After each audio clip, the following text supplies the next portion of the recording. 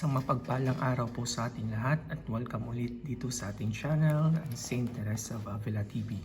Again po, kung bago pa lang po kayo sa ating channel, don't forget to like and subscribe para po maging updated kayo sa latest post patungkol sa deliverance prayer. So sa araw pong ito, tatalakayin po natin ang dalawang uri ng dasal na ginagamit sa deliverance at kailan ba dapat gamitin ang mga dasal na ito. So ano po ba yung dasal na tinutukoy natin? Ito yung imperative prayer at ang supplicatory prayer. So tatalakayin po natin sa video ito ang kaibahan ng imperative prayer at supplicatory prayer at kailan gagamitin ang imperative prayer at supplicatory prayer sa deliverance session. So again, tapusin niyo po ang buong video at sana po ay may makuha po kayong aral patungkol sa dalawang uri ng dasal na ginagamit sa deliverance. So una, ano nga ba ang ibig sabihin ng imperative prayer? Pag sinabi nating imperative prayer, it is a word spoken as an order or command, such as I command you or do that now. So, ibig sabihin, sa Tagalog, ito ay nag-uutos. So, ang imperative prayer pala is a commanding prayer or nag-uutos ka. So, yan ang unang uri ng dasal na ginagamit natin sa deliverance prayer. So, ibig sabihin, may portion sa deliverance na nag-uutos tayo. So, yan ay tinatawag na imperative prayer. Kailan ba pwedeng gamitin ang imperative prayer or commanding prayer? So, kailan nga ba pwedeng gamitin ang imperative prayer or commanding prayer or ang pag-uutos?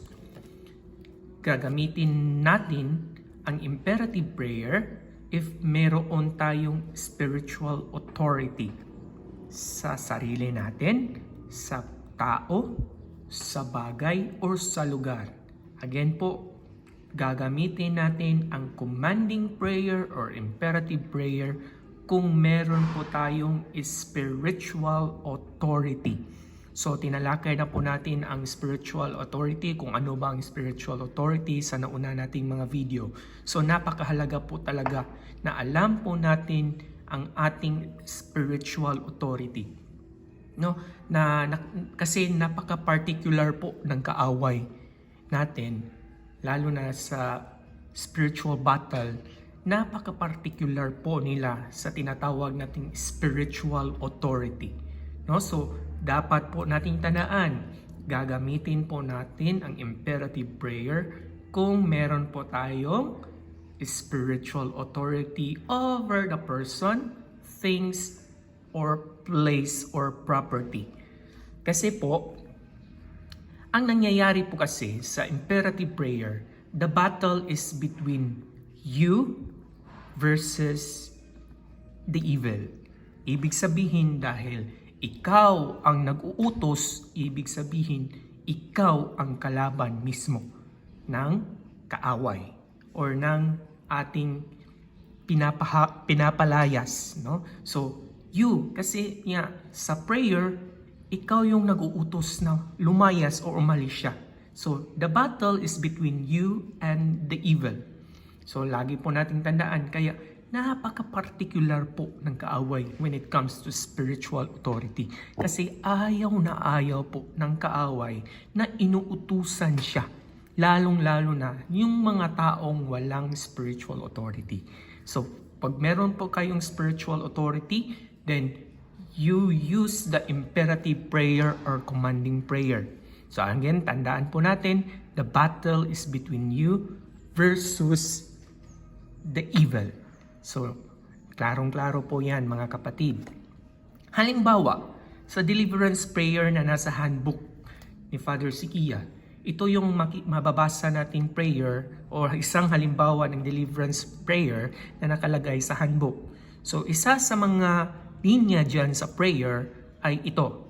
No? So, I command. So, ibig sabihin, ikaw ay nag-utos. So, ibig sabihin, pag meron kayong nabasang I command, yan ay halimbawa ng imperative prayer or commanding prayer. So, again, kailan gagamitin ang imperative prayer? Gagamitin lang po natin ito kung meron po tayong spiritual authority. So yan po ay isang halimbawa ng prayer na nasa handbook na halimbawa po ng imperative or commanding prayer. Kasi tatandaan, the battle is between you and the enemy. So, meron pa rin ibang prayer dyan sa handbook ni Father Sikia. Halimbawa ng prayer to break the seals and consecration. Meron pa rin yan formula na mababasa natin. I command. So, yan ay halimbawa pa rin po ng imperative prayer or commanding prayer. So, at marami pa pong mga dasal sa handbook ni Father Sikia na halimbawa ng commanding prayer or imperative prayer. Ngayon naman, pumunta naman tayo sa pangalawang dasal na ginagamit during the deliverance, ang supplicatory prayer. So, alam na natin nung una na mayroong prayer na tinatawag na imperative, mayroon ring prayer na tinatawag na supplicatory. No, ano ba ang ibig sabihin ng supplicatory? The supplicatory prayer or prayer of supplication is a powerful form of prayer that involves making earnest requests and petitions to God. Supplication acknowledges our dependence on God and invites His intervention in our life. So naka-highlight po yon salitang request and petition to God. Ibig sabihin, ang supplicatory prayer po ay pagsusumamo. Ibig sabihin, humihingi tayo ng tulong, humihingi tayo ng intervention mula sa Diyos. No? So, klarong-klaro po yun ha. So, pag supplicatory, humihingi tayo ng tulong. Pag imperative, tayo ang nagpapaalis. Pag supplicatory, humihingi tayo ng tulong para mapaalis ang kaaway. So, kailan ba pwedeng gamitin ang supplicatory prayer? Note, gagamitin lang natin ang supplicatory prayer if wala tayong spiritual authority over the person, things, or place. Again, if wala tayong spiritual authority. So, gagamitin natin ang supplicatory prayer for emergency cases. No, halimbawa lang po, no, so, sa workplace ninyo, yung kasamahan nyo sa trabaho, nag-react, or mayroong kababalaghang nangyari, at since wala tayong authority sa taong yon, so hindi po natin pwedeng gamitin ang imperative prayer na tayo po ay mag-uutos dahil again, napaka-particular po ng kalaban natin when it comes to authority. Ayaw niyang inuutusan siya, lalong-lalo na kung wala kang authority. Kasi sasabihin niya, bakit mo ako uutusang umalis? Wala ka namang authority sa tao. So, pag ganun, pag wala tayong authority, pwede pa rin naman tayong mag-deliverance. But gagamitin natin ang supplicatory prayer. No? So, correction lang po. So, supplicatory prayer po yan. Hindi po supplicatory prayer. Sorry po. So, again, supplicatory prayer if wala tayong spiritual authority. Kasi ang nangyayari po, the battle is between, hindi na po tayo ang nakikipaglaban kapag supplicatory prayer po yung ginamit natin. Kasi humihingi na tayo ng tulong sa Diyos. So the battle is between God versus the evil. Or humihingi tayo ng tulong sa mahal na ina, ng mahal na Birhen Maria. So the battle is between Mary versus evil. Or humihingi tayo ng tulong sa mga santo at mga anghel sa langit. So the battle is between the saints and angels versus the evil. So hindi na po tayo ang nakikipaglaban kung supplicatory prayer po ang gagamitin natin. Dahil humihingi tayo ng tulong o nagsusumamo tayo sa Diyos, sa mahal na ina at sa mga santo na tulungan tayong paalisin ang kaaway mula sa taong ito or mula sa lugar na ito or mula sa mga bagay na ito. So, again po, supplicatory prayer, humihingi tayo ng tulong. Hindi na po tayo ang nakikipaglaban. para mapaalis ang kaaway. Kasi napaka-particular po ng kaaway natin when it comes to spiritual authority. So ganyan po ang nangyayari. So tatandaan po natin na pag supplicatory, it is not our battle. It is the battle between God or Mary or the saints and angels in heaven versus our enemy. Hindi na po tayo ang nakikipag-away or nakikipaglaban when we use supplicatory prayer. Halimbawa, sa pareho pa ring dasal na ginagamit sa handbook, no? So, kung nakikita natin dito, this is I command. So, ibig sabihin, ang prayer na ito ay isang halimbawa ng imperative dahil tayo ang nag-uutos. So, paano ba natin babaguhin ang prayer na imperative para maging supplicatory siya? So, simple lang, no? That word I command, papalitan lang natin siya. No, babaguhin lang natin ang formula ng dasal at gagawin nating I humbly ask you, Lord Jesus. No? Gagamitin natin I humbly ask. Kasi nga, supplicatory prayer is asking. Nagsusumamo tayo. Hindi tayo yung nag-uutos. So, babaguhin lang natin ang formula ng dasal. Instead of I command, papalitan natin siya ng I humbly ask you, Lord Jesus. Or I humbly ask you, Mama Mary. Or I humbly ask you, Holy Saints and Angels in Heaven, to command. Ibig sabihin, ang makikipaglaban ay ang Diyos, ang Mahal na Birhen, o ang mga santo laban sa kaaway. Hindi na po tayo. So ganyan lang po ang pagpapalit ng formula ng prayer. From imperative, pwede po natin gawing supplicatory. Okay? So naging supplicatory na po ang prayer na ito. From imperative, dahil binago po natin ang formula, ginawa natin ay humbly ask. Humingi tayo ng tulong.